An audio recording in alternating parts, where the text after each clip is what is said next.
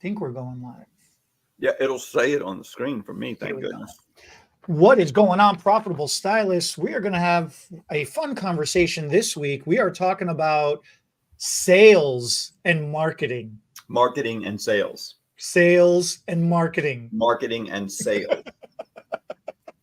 Don't you know that when you say marketing and sales, that's the way it's supposed to be said? Oh, that's the way it's supposed to be said. Yeah, because you can't sell something that nobody knows about. So the marketing has to come first. So when they say the chicken or the egg, what comes first, sales or marketing? Marketing comes first and then sales. So why would you call it sales and marketing? That's backwards. Because people think they got to come up with a something to sell first, and then they got to come up with the idea how, which is interesting because you got to come up with an idea of something to sell to come up with an idea of how to sell it. So this becomes your chicken and the egg. That's an interesting concept. You're right. You kind of have to know what you're going to sell, and you do kind of engineer it backwards. So what am I going to sell? What would I enjoy selling? What would I like to sell? And then you've got to think, now, how am I going to let people know about it? So I guess that's how you think about it. But then when you get to work, you start thinking it's completely backwards. It's marketing. To me, it's linear. It's like I got to figure out how to let people. So what is, you do it. We just did it on Facebook for 30 minutes. And you now understand what I think about sales and marketing. Tell me your definition of the difference of what sales and what marketing is the best you know how. And you can use like what I say too, if you want. Or has your definition of the two kind of changed a little since our conversation on Facebook? It's more organized. My definition is more organized because I was I was loosely explaining what I thought the difference was between the two. Marketing is making yourself known that you exist, or bringing your product awareness to the public. Sales is directly exchanging yourself or your service to the product or to the public. So that's really the biggest difference between the two.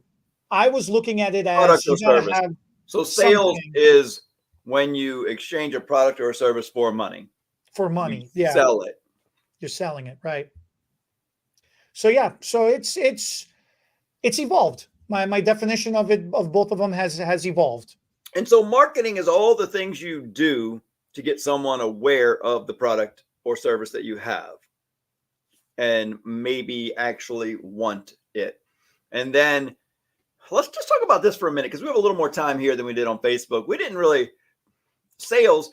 I want to talk more about marketing, but let's just kind of close off sales just a little bit and say, I think I'm going to summarize your kind of definition of sales as far as hairdressers never thought they had to do any marketing because in the old days, never did. You build it and they will come, which is another big fat lie. You build it, you become a hairdresser, and they don't just necessarily come. But in the old days, they did because the owner did all that stuff you didn't know about. They even did a lot of the sales. So all you did was cut hair. Perform the service. Yeah, you just perform the service. Customers come in and you just had to be good at it. And then when hairdressers wanted to make their own way in life, make a little more money, be a little more in control, they just did it because they wanted to make more money, but they didn't realize at first, and still it's a big struggle because instructors don't even realize they're misleading students a lot of times in school. They're just telling them, oh, you gotta, they have their own opinion. They're like, oh, you gotta go rent a station. That's how you make money. Oh, you gotta go work under somebody really busy. Oh, you gotta go to Supercuts where you do lots of men's haircuts. They have their own personal opinion of how to make it in the world. And they tell that whole class. And that's what I found interesting traveling the country teaching, is that you'd have these whole groups of people, a whole school that thinks this is the only one way to make money in this industry because this one instructor told us all this. So we all leave trying to do the exact same thing. And it's a little sad because some of them have great advice and opinions for the area they're in, and some are just terrible. And so then the students, luckily for social media now, you can get a more versed knowledge of whatever you're doing. And so it's just crazy how now we have to do some sort of sales and marketing and sales to make more money. But why? We talked a little bit about this last week, the sales side of it, why people have such a negative feeling about sales. I want to close that out real quick, because sales is basically just giving a product or service, giving that to a person and taking their money. That's all the sale really is. But why do people think it's so dirty and slimy? It's a society issue. You know, when we're raised to be prim and proper. We're raised to be kind. We're raised to do nice things for people.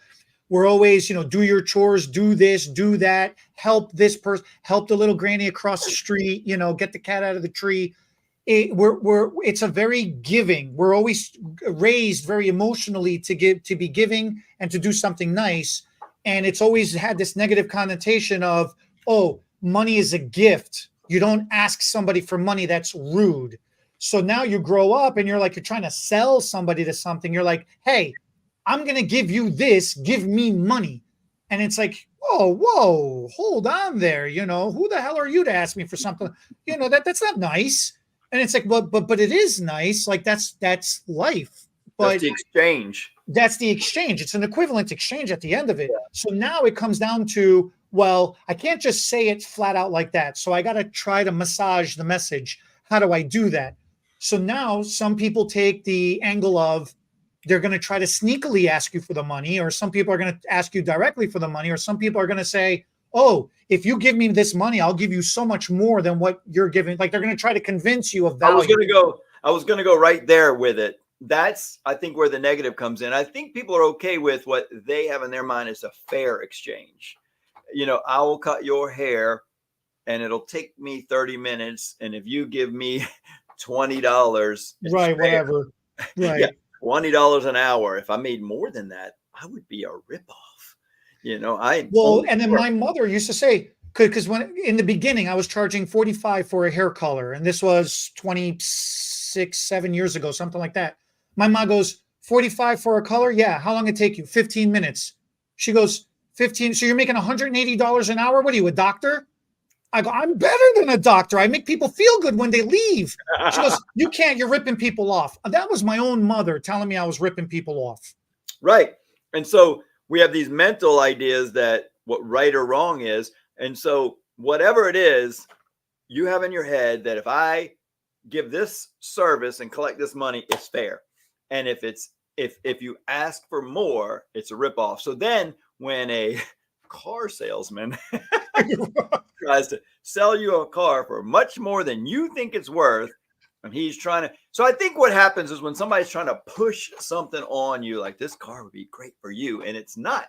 When you're trying to make somebody take a service or a product that isn't really better for them for more money than it actually is worth, or more than they think it's worth, that's when we get these ill feelings. And then that's when we think sales is a dirty thing, because I don't want to be that person that made me feel bad when I was in that bad sales experience. So sales doesn't have to be bad. It's just a shame so many people have bad experiences right. in the sales process that they now think, I don't want to be any part of it, you know?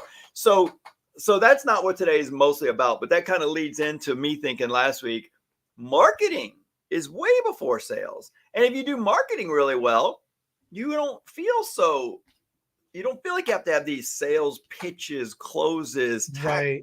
techniques, strategies to close the sale. The sale will just kind of happen if you market it correctly. So marketing to me starts with branding. Like, who are you about? What are you about? I like the story you said earlier where you learned what that meant, becoming. Yeah, I learned the difference. Why don't you tell that little story right now? So when I first opened the salon, I had already a full book. So I want, you know, and we talked about this last week. Go to the owner. Hey, I want a raise. Give me more percent. Give me more commission. And he said, no, raise your prices. You're not getting any more percent. And I'm like, well, this is BS. I'm not going to raise my prices because that was a taboo at that time, right? I don't want to rip people off. Right. I'm already, according to my mother, I'm already ripping people off as it is. So the only difference was then you got to go open your own shop. to make all the money. And that was like that mentality. So I'm like, oh, okay. All the client, you take a survey, the clients love you. They're going to follow you. All the money when you open your own shop? That was the mentality. That was the mentality. Right. I know. The reality was I should have stayed as a commission stylist. I was making more money as a commission stylist than an owner. Way more bills than I thought. Right. I made less as an owner. So go ahead. The story is still good, but so yeah, so okay, we opened the shop. Not all the clientele that told me they were going to followed. So liars. Them liars. They said they liked me. Nobody could do that. They liked me, right? I was banking on everybody showing up. Not everybody showed up. So I got more time on my hands than I know what to do with. Right. I start freaking out. I like ice cream. I like milkshakes. There was a Dairy Queen, a couple of doors next to. We were in a strip mall. So I'd go over there and I'd say to the girls making the ice cream, hey, if you give me a free, because I didn't have any money because I didn't have clients. If you give me a free ice cream, I'll cut your hair. If you give me a free ice cream or a milkshake, I'll blow dry your hair for you. Or, I was bartering. I was selling services in bartering exchanges. It wasn't, and I thought I was marketing myself, but I was only selling myself is what it comes down to there. And there's a little gray area. You're kind of doing both, but right. Yeah, that was definitely more hard close sales. Hard close, like do this, I'll do this, right? Cold call sales. So my aha moment, my light bulb moment wasn't until one of the girls, she was doing a haircut and she goes, Eddie, I really want a coffee. Would you mind? I go, yeah, sure. I'll go next door. We had a grocery next door. They had a Starbucks in there. I'm not a coffee drinker. So I go in there and talking to I learned barista. Talking to the barista, and she's telling me, oh, what do you do? Where are you from around here? Blah, blah, blah. I'm like, yeah, I'm next door. I'm a hairdresser. She goes, oh, yeah, I got my hair cut, and I goofed it up a little bit. She goes, what do you think? This is kind of off, right? Like we're just talking. And I go, well, I can fix that. We could fix that next door, right? Like that's our specialty. We specialize in correctives. She goes, oh, I didn't know your shop was a corrective, salon. I go, I was saying I specialize in correctives. She said, I didn't realize your shop was specialized in correctives. And that was my moment. I'm like, that's what we know. That's what we're known for. Yes, we are a specialized corrective salon. See, I got good at doing curly hair. And luckily, because this marketing lady one time put on our website, curly hair experts.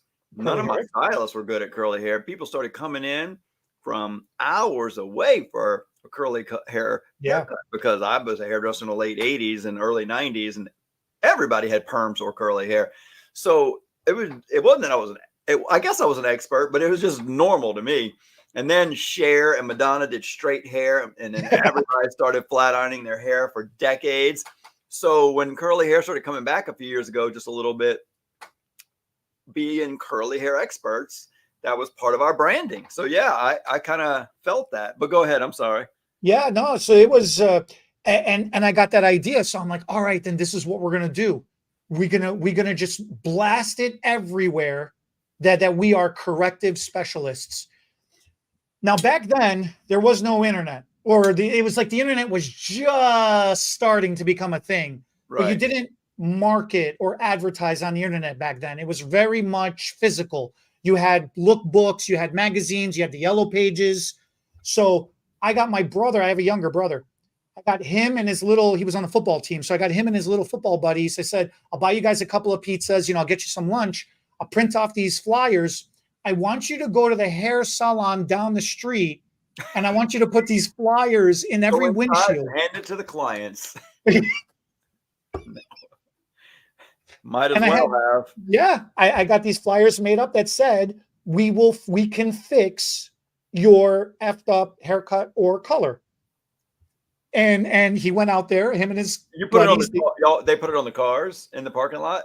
Yeah, they were so excited. They thought they were going to get in so much trouble, and it was so exciting. Again, right. Younger brother, right? They're stupid. Right.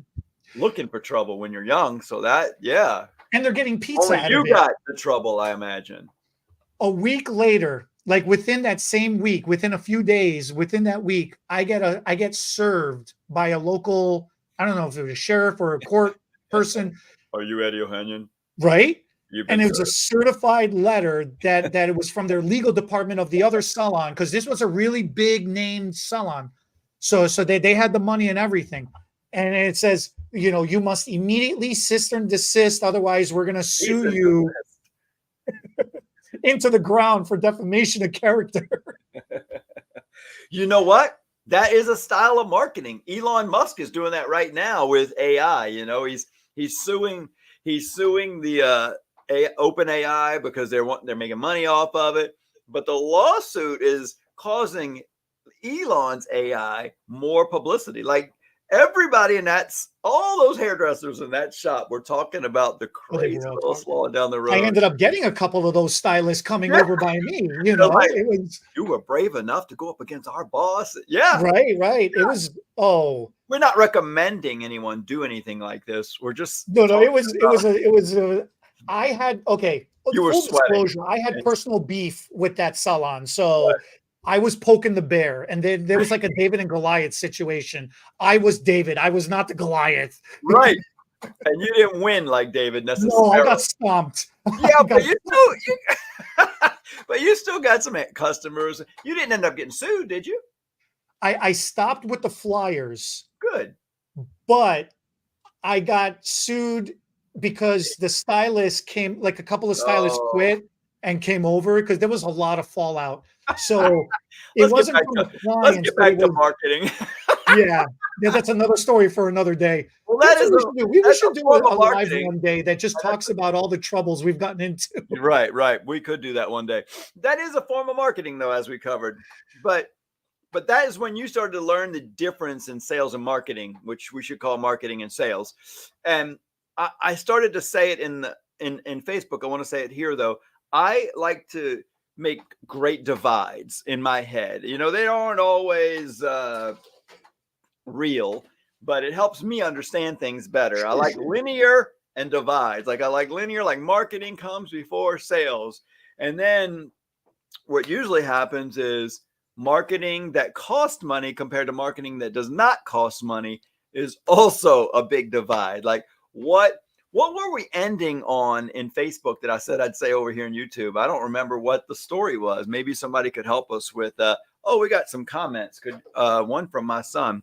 That's what I was just looking at for a second. I would love a live on all the trouble you've gotten into building your And I have gotten into a lot of trouble.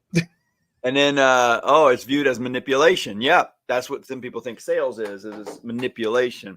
Which, if it's a fair exchange, it's not manipulation, right? But if you're, and some sales is manipulation, wrongly so, and that's where people are like, ooh, there's a little good and a little bad out there, but the bad's enough to make me not want to be involved with that at all, because I don't want people to think I might possibly be the bad person. But right, some people do view sales in their own life, like the Wolf of Wall Street. We're going to sell this stuff and we're going to rip people off, but we're going to make so much money doing it. We're going to convince them that it's good for them and that the future is going to be great.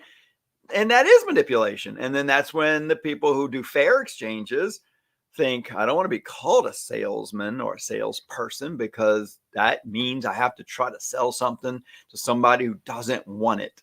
But that's not true.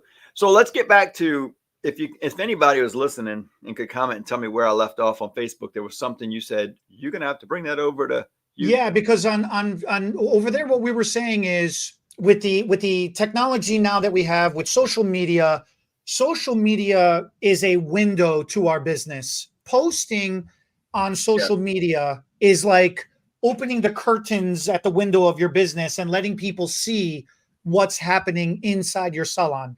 If you don't take a picture, if you don't post, if you're not active on social media, it's like you pull down the shades and nobody can see you working. So nobody knows you exist. Right. So that's some of the things. And then you were about to get into some of the negatives about marketing and some of the mistakes about marketing or sales.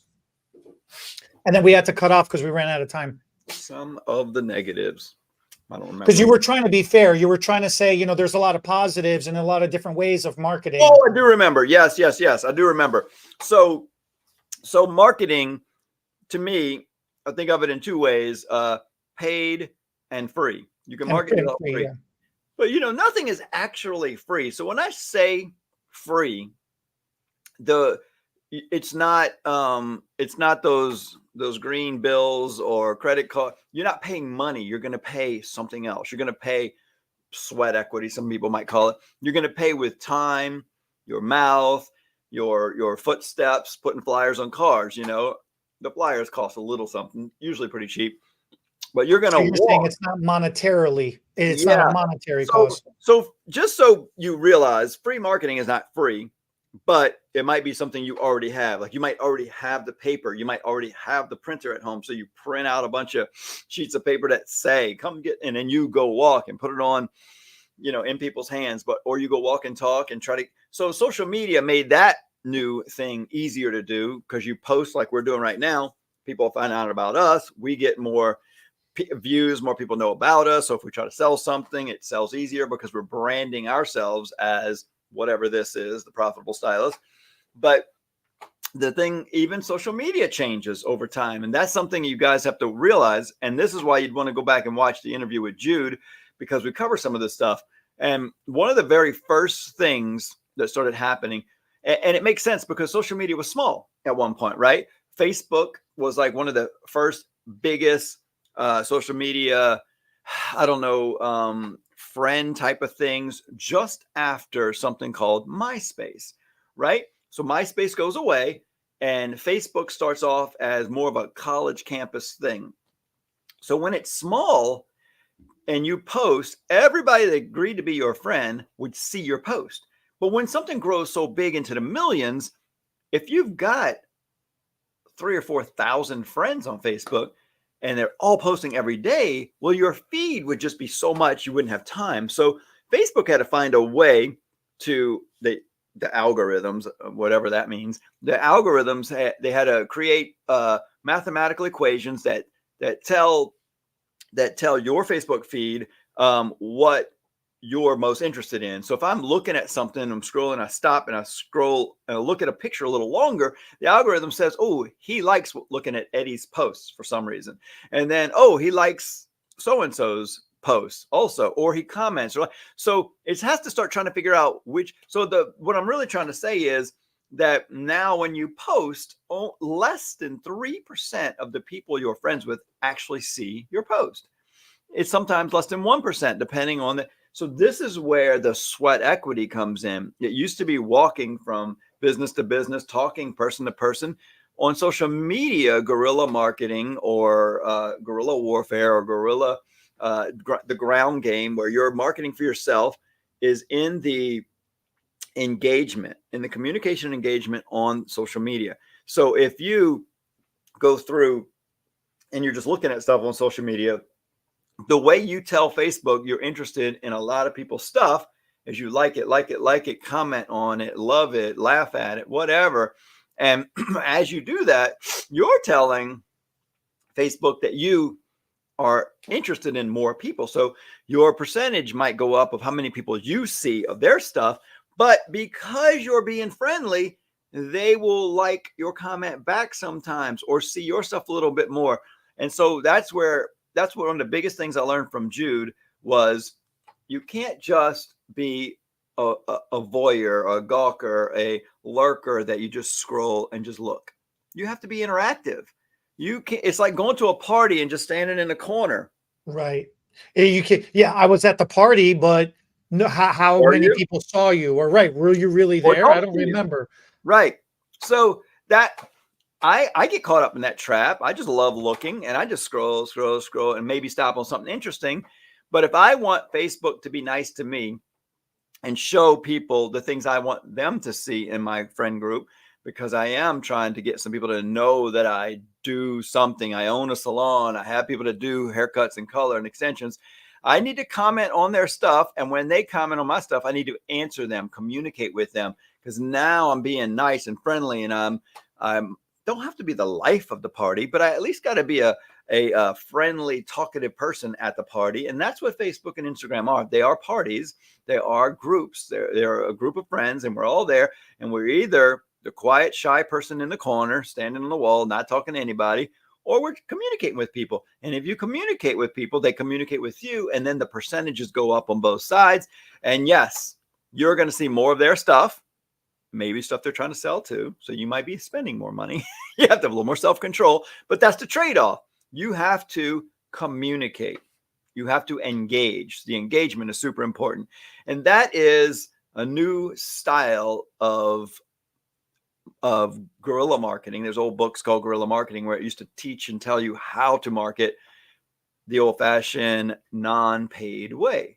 And maybe we'll go over paid marketing in a little bit, but I'd like to hear a little bit more of your opinion on some of the more modern and old-fashioned mixed together ways of marketing on the free side, because isn't that where, like what you were, the brand new stylist, no money in your pocket, but you need to market. You need to market. Yeah. And do the paid marketing. So you have to do the free stuff. It's gotten so much easier nowadays. Before, you used to say, hey, I'm going to give you my business card. So you'd go get 1,000 business cards printed up. And then on the back of your business card, you would put 10% off or 20% off or 50%, whatever the percent was. When I get 3 of these back. Right. And you would say, like, Bernard, I'm going to give you 5 of these cards, write your name on here, and hand them out to 5 people that you know. It was the original referral, the way we would do referrals. And we would say, if somebody brings in this business card that has your name on it, and if I can get 5 of these back, I'll give you a free. Woo, we were at 3. We were like desperate. You had 5. Good for you. I'm just saying, like that. Yeah, I used to do 5 at a time because I didn't. Do it? What's that? Did it work? I didn't. I never did find it worked too well. It didn't work too well, but the 1 or 2 clients that you got, you thought, oh my God, somebody passed out my card and somebody came in. This is the holy grail of marketing. Rarely did you get to 3 or 5, which didn't matter. You're right. As long as somebody came in, it didn't cost you much. I was so excited anybody came in at that time that I was like, oh my God, right? But nowadays, you got the girls in the salon. They're like, the client comes in, they sits in their chair, and then they're processing. And I go, hey, go friend them on Facebook or go follow them on Instagram and get them to follow you back. And like, really? I'm like, yeah, go and take a selfie with them and get them to tag you and you tag them. And now their people see you and your people see them and you build a little community. And now that person's referring that person to that person. And that's the new way of doing referrals. And it's in essence, it's free. It doesn't cost money, but it costs a little time and effort. Right. You got to work it. Yeah, that's right. You got to work it. And I learned it from a class I was teaching one time. This girl that was getting extensions in the class, she was, I forgot what she was, blogging or vlogging the day. And a little here, a little there, a little short video. She was getting her hair done. And I realized, like, oh, wow, every one of these freaking customers I'm doing have a phone. And they have social media. And they have a list of friends. So then I started doing some math. And I thought, the average person has 200 or 300 friends. Now, some have thousands, some have 50, but most have 200 or 300. I don't know why. I noticed that when I started asking people, let me see your friends list. They have 320, 310, 350. So I thought, okay, so if each client has about 300 friends, how do I get this mug into their 300 friends? Now, it's only going to be 2 or 3% of that. So it's only going to be 9, 10 people are going to see it, but it's still a numbers game. So I realized, like, yes, I can take a selfie, a before and after. I can do some things, but I thought, you know what? I'm a salesman. I can tell, hey, Miss Susie, grab your phone. Let's do a selfie on your Facebook right now. Show your friends who does your hair. And so that was an immediate way for me to get into their friends group. So I just told hopefully 300 people, but even if it was only 2 or 3%, and it was only 3 for every 100. So what? That's 369. even if it was 9 or 10 people and they were a little more active or have a few more friends, maybe it's more. But if I can do that 3 or 4 or 5 times a day and have 40, 50 people see me doing people's hair, they're then going to start the communication. Who is that? Where are you? What salon? Do you like what you get? Hopefully they like it. They're here. Right. So that was my immediate way of trying to get another. Now you can do it yourself, and then you can friend them and you can tag them. There's way more ways that you can make it work. But you're right. Social media is the untapped place right now. I think that flyers on windshields probably would still work, but it's a lot of effort. Social media casts the widest net. The second best thing that works for us is the coffee shops. Coffee? Yes. I'll have the girls, or I'll even go with them sometimes, and we'll just sit and have a cup of coffee, and we will obnoxiously raise our voice to converse with each other. So this way people can overhear our conversation. We are hairdressers. And look, I'm being full disclosure. We purposely speak loud, and then when somebody comes over and says, "Hey, can you keep it down a little bit?" We say, "Oh, excuse me, we're Italian." We're just loud. And so it and we make a little joke out of it, and then it's like, all right, well, we'll be quiet for 5 minutes, we'll wait for them to leave, and then we'll get loud again. And we'll spend about 30 minutes, just sitting watching her drink her coffee, because I'm not a drinker, but it's like I'll just sit there and watch her drink her coffee. I'll have like a cookie or something, and we'll just have conversation. And those conversations are very targeted. Oh my God, did you see that lady that came in with that haircut? What happened to her? How did you help her fix that? Oh yeah, it was really easy, blah, blah, blah, blah, blah. Oh, did you see how dry that, or did you see the frizz, or did you see the something? And it's always a conversation of how we help somebody else with the most general problem that everybody has. I like that targeted little, almost like it's like a little stage performance. It really is. It really, really is. And it's become, because like we do, you do weekly meetings with your staff. Mm-hmm. So now that's kind of become our weekly meeting, is instead of doing a group meeting, we're just now doing one-on-one coffee talks, and they get a free cup out of it. And the girls love going to Starbucks, and it gets them in front of an audience or in front of the community. So now the people at Starbucks see, oh, it's them freaking loudmouths from the salon down the street, So like now if there's a customer at the register going, who the hell is so loud over there? They're like, oh, they're hairdressers over by the salon over there. Now I got the baristas advertising us and marketing us rather than us having to market ourselves. So coffee shops is my number 2 on my list. Like if we have a list of what works out really good for new stylists. So we had a stylist that he just talked loud all the time. And he didn't do it on purpose, but he did what you're talking about just naturally in life. Every week when he got his paycheck, he'd go to deposit it. He was older. He was an older gay man, and he was just very loud and very friendly. And all the bank tellers loved him. So when he would go in, he's like, oh, hi, so-and-so, hi, so-and-so. And he's like, just here to deposit my check. And everybody in the bank knew he was a hairdresser at the salon because he was so freaking loud. And every week he came back with one client. Like he's like, oh yeah, met so-and-so in the bank today. Who picks up clients at the bank? I mean, why not? For him, it was every single week he got a new one. A new bank teller. Most of the bank tellers already came to him for their hair. So when he was in there, they could be helping somebody else, but because he was so loud and friendly and they loved their hair, they would be talking to him. He's passed away now. His name was Royce. They would say, hey, Royce, how you doing? Hey, Jennifer, how are you? Are you loving your hair? You love the new highlights we did? And so the whole freaking bank became his audience. So that's my number 3. Not banks, but like what he did. Yeah. There was, so I was mentioning this earlier. I was in a strip mall. My salon was in a strip mall, and there was a Dairy Queen a couple of doors down. Not the salon that I'm at now, the salon that I used to own. So there was a Dairy Queen a couple of doors down, and I love ice cream and milkshakes. I have a crazy sweet tooth. Well, I have a sweet tooth. So I used to go down there, And they're during the summer, especially, they were all like little high school kids working, their summer job. Mm-hmm. So I would say to them, and I do this to each time there was a new crew, I would do this to one of them, and I'd say, hey, for every person you bring in to get their hair done, I'll do your hair for free.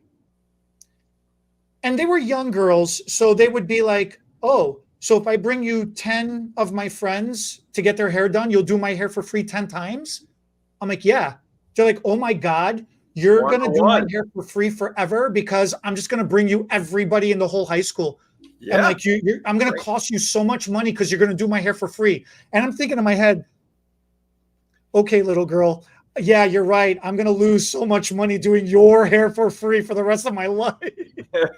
That's great. Bring me everybody. You know what that reminds me of is one of the best promotions we've ever done is, and you can do it any time, is friend for free.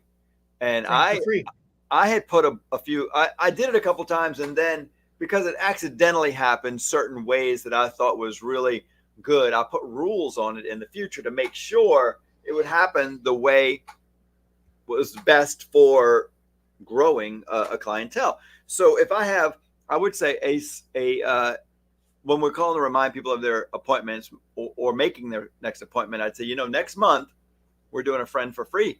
So you can bring a friend that's never been to our salon before. You can bring a friend that's never been to the salon before and get the exact same service or less that you're getting. You mean they can get their hair colored and they don't have to pay anything? So some of them would say, all right, Sally, I'm going in to get color next week.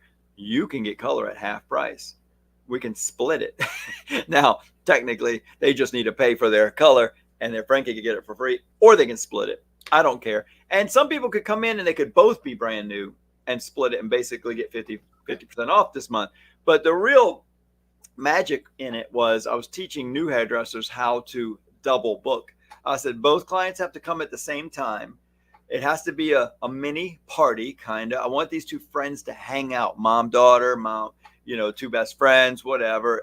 I just wanted to be you doing two clients at the same time. One can sit and wait while you get the other one processing and then get the other one and work them back and forth. So it causes a little more interaction, a little more conversation, a little more stress on the hairdresser learning how to do multiple clients. And you've just gained a new client. The very next time they come, they're both paying full price. So you've just doubled your clientele if you did it with everybody. So that was kind of I love that idea. I love that idea because that really is that type of marketing, the friend for free program, or however you want to call it, the family and friend discount or whatever. Friend for free. Yeah, friend for free. That's my number 3. And then the last thing I got on my list that works the best is the view of the salon itself. Yeah. It's no longer your appointment. It's you just show up at this time. And it was a very scary thing when we first started doing this. I don't understand what you're talking about. Say this again. What? So a lot of my personal buddies work in hospital. Okay. And it's something that has always personally upset me, and I've never understood it.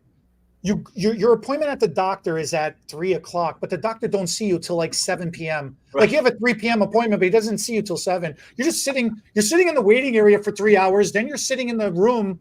The nurse comes and then leaves you in the room for another hour and a half.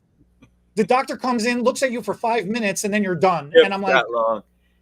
Yeah. I'm over exaggerating. I'm making fun of doctors right now, but he just writes a prescription real quick. I'm jealous. The reason why I'm making fun of it is because I've always been jealous of it. Because nobody ever everybody secretly complains, but nobody outspokenly complains to the doctor about it. They say, thank you for spending 5 minutes for looking at me. I get it.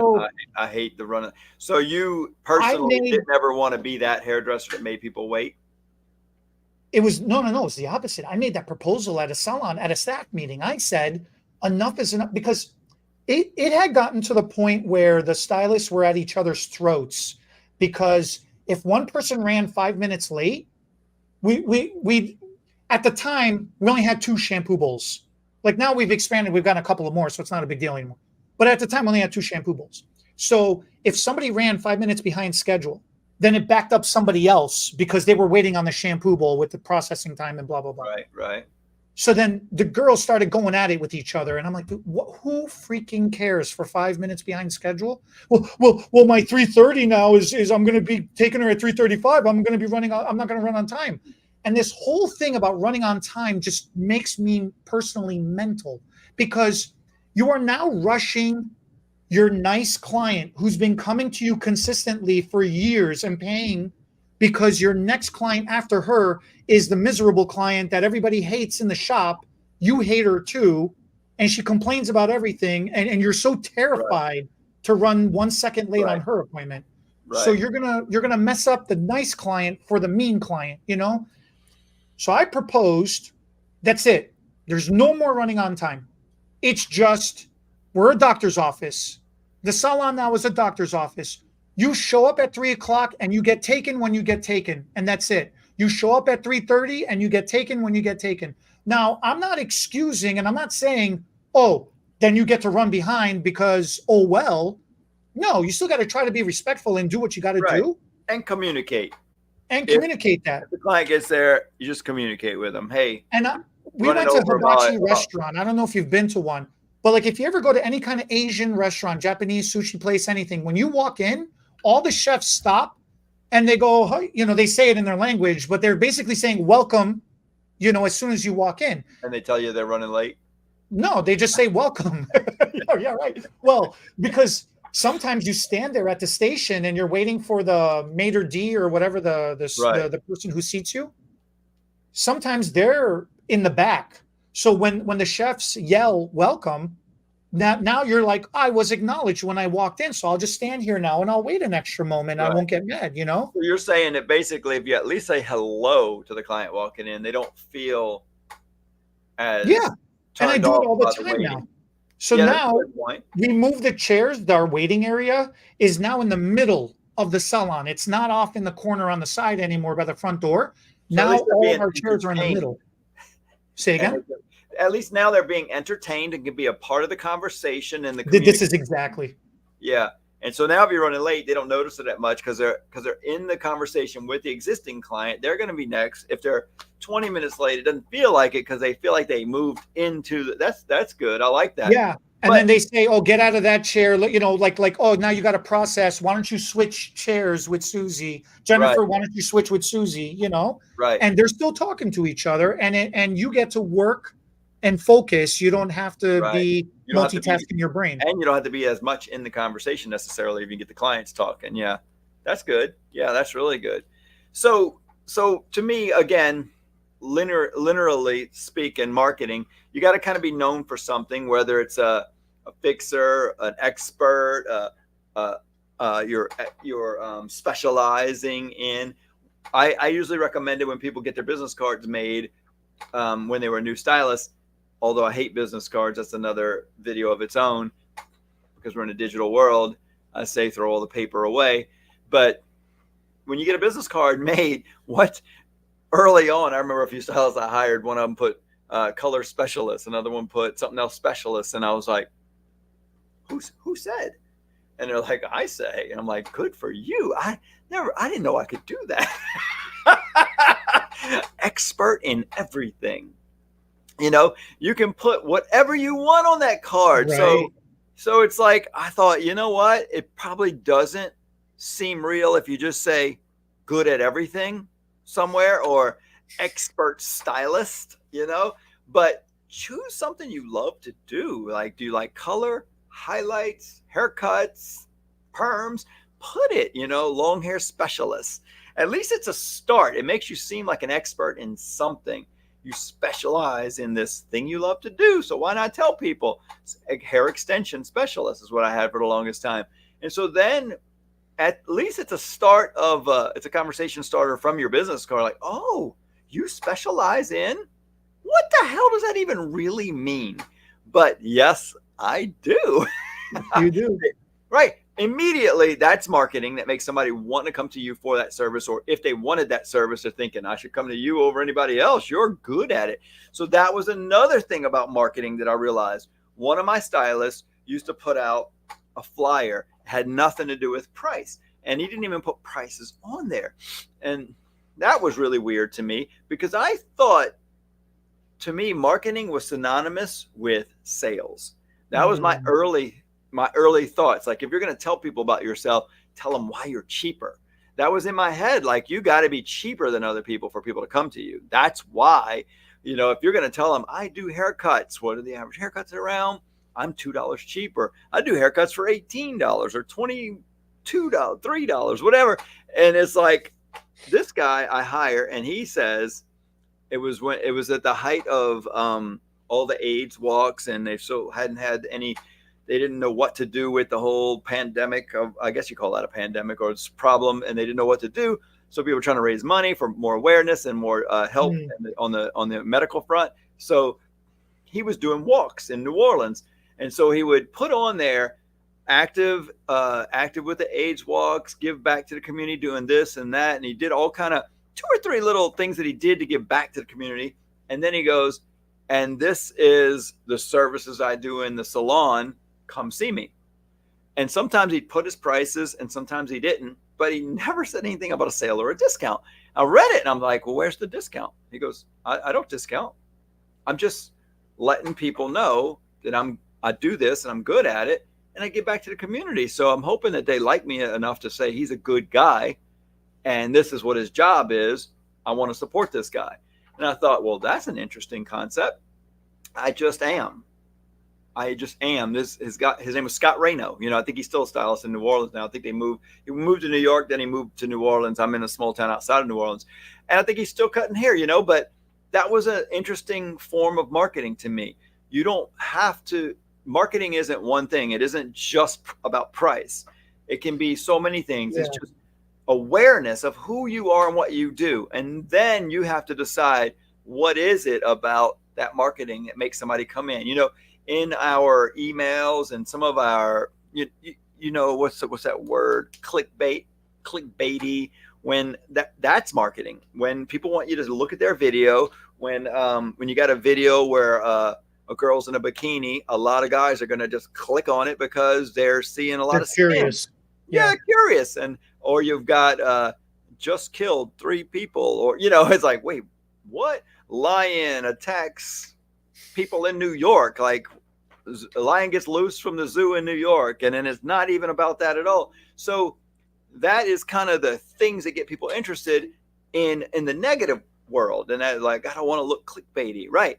But at the same time, you have to look interesting, or you have to make people interested in what you do. So marketing does come with some thought, like, what is it about you? Are you an expert, a specialist? We fix hair color. Something that makes you stand out from other people is a good start.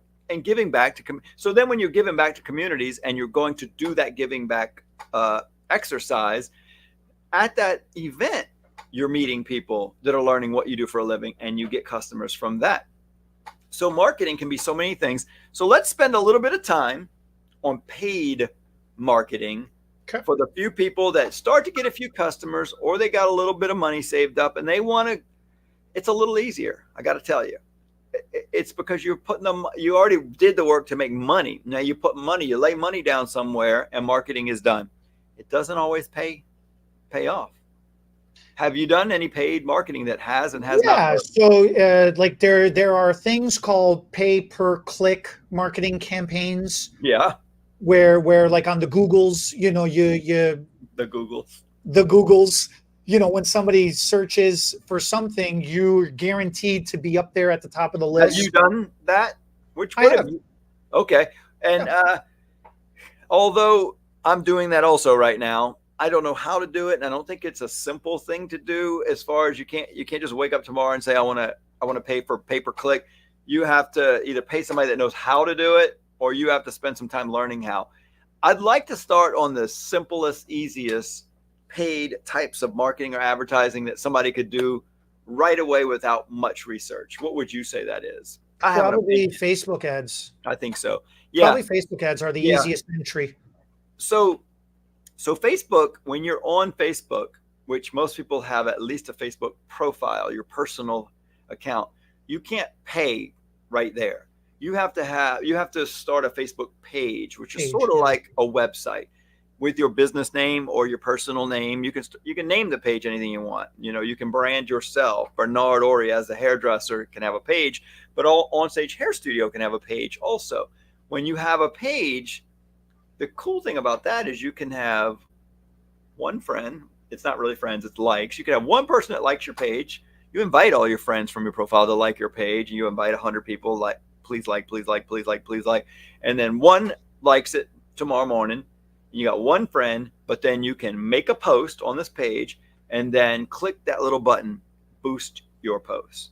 Boost, you can spend $5, $10, $15, $20 and say, I want. And what's cool about Facebook is they got a rough idea of the people in your area. You can pay for more than one person to see it. It's not just the people. You can make that choice. You can say, oh, I have 100 friends now. And when you go to boost your post, you can choose that you want friends, not friends, or friends plus people in the community. And it'll go through this list, and you can say, oh, you know what? You can do it geographically. You can click on the map. Geographically. I was trying to think of the word. It was geo something. Yeah, Geo-targeting. You can geo-targeting. Yeah, so geographically, it'll have a little pin on the map where you are right now while you're doing this, and you can move the pin. Like, I want to advertise only you can move the pin to a certain neighborhood and say, I just want 1, 2, 5, 10 miles around this neighborhood, because it's the rich area of town, to hear about me. So then everybody that's on Facebook in that area, it gets even more fun than that. You can target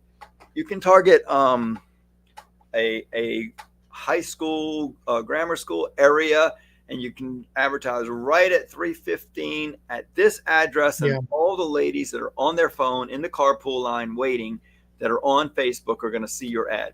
So you can get creative with geo-targeting, but forget about that. Just use the pin at your salon and go, depending on the population in your area, you can go 1, 2, 5, 10, 20, 50 miles, however many miles you think people would drive to your salon. And then you can pay. And the cool thing is, when you say, I would possibly click on $5 over the next 3 days, or $5 a day for 3 days, or $5 for all 3 days, it'll say 300 to 700 people will see your ad. Then you're like, let me see what happens if I hit $10. 1,000 to 3,000 people will see your ad. You're like, that's interesting. Yeah, right. So the more you spend, Facebook will make an educated guess of how many people will see your ad. And so that's the beginning of paid advertising. In my opinion, the easiest, fastest way is to just, on Facebook, people are already there, pay them to show some people what you want to do. And it's probably the cheapest way to do it, targeting just in your area. And then it can get a little fancier and more difficult too. Go ahead. You get way more fancier. Like if you want to really spend some money, you have a client list. So you can compile your client list into a spreadsheet, like into an Excel spreadsheet, for example, or a Google Sheets or whatever. You organize it by zip code and see where the majority of your people are coming from. Yep. And then at the post office, you could just do a bulk mailer. You could just make up a mailer and have the post office just drop it into every single house in the neighborhood. Like I said, by zip code. You pay neighborhoods, right? For neighborhood, right? It costs you some money, but that's going to be way, that's going to get pricey real quick, depending on, you want to make it an envelope, you want to make it a postcard. It's not as expensive as you would think. It's within a few $100s sometimes. I mean, to some people, $500 budget for a marketing campaign is a lot. For some people, right, it makes sense, but it's targeted. The point is, when you're trying to sell something, you're just trying to do it openly to everybody and hoping somebody is going to close it. When you're marketing, you got to be a lot more thought out and targeted with what you're trying to appeal to. Are you trying to get somebody who's emotional? Are you trying to get somebody who's logical? Somebody who's social? Are you trying to get people from a certain class of person too? Because zip codes represent incomes, demographics, and incomes. Yeah, demographics, right? People in a lower end part of the city who can afford the lower prices you might be charging, or the middle income, or the higher. You can choose it by zip code and style of home people live in. So yeah, it can get. And then the pay per click is I think way more than what we need to go into here. It's very complicated, but it's a little That more, one gets super complicated, but even yeah, more targeted. But it's more targeted. Yeah. and so then just recently we hired a lady who knows Facebook better than I know, and we're paying her. So the funny thing is, we're kind of combining the paid and the not paid. So we're paying a person to do the non-paid type of advertising. Isn't that interesting? You cannot put all your eggs in the one basket, as the saying goes. Yeah. Right. You Oh, have you to. can. You shouldn't. You should. Oh, well, okay. Fair enough. Fair enough. You should not. Yeah. Absolutely should not rely on just one thing. You should try to stay open-minded and work multiple platforms simultaneously, whether it's digitally online with social media or just the internet in general, and physically within yourself, within your salon space, within your immediate community, surrounding community and area, and the state that you're in all overall. Yeah. So there's a lot going on, and it's awesome. And it's a lot easier than it used to be. It is, because you have more choices. But I would still, in my opinion, say, oh, man, I just want to end with this. For those of you out there that think one, social media is right or wrong for you, the thing that makes Facebook the most powerful local marketing advertising thing that you can do is that Facebook grows through friends of friends. And I'm talking about a brick and mortar store. Like most of the people listen to us are have a salon or work in a little town where you're cutting hair right here in this town, and you want people in the 5-mile radius to drive to you. Facebook tends to grow by recommending friends of friends and friends of friends. And so it's right where you live. Most of your friends live near you, and it grows out geographically around you. Whereas Instagram tends to grow more nationally and worldwide. Hashtags are liked by people across the whole world. So it's one of the reasons Facebook bought Instagram. It's not exactly like Instagram. It does it differently, and they kept it different. And so the social media spread of Instagram is different. It's better for a person trying to get famous on a national or world level, or get a business known to the whole country or the whole world. Instagram is a better position to start. But with Facebook, if you're just an individual in a small town getting started, and you just want people in that city and the nearby cities to know you, Facebook's just a more powerful start because of the way it's built. And that's one thing I learned from Jude that made a lot of sense. And I thought, oh, that's interesting. So they're both great platforms. It just depends on what you're doing. And some hairdressers listening on here are trying to build a national brand of themselves. And so Instagram might be better for them. But for most people doing a local business, no matter what business you're growing, Facebook is the best place to start.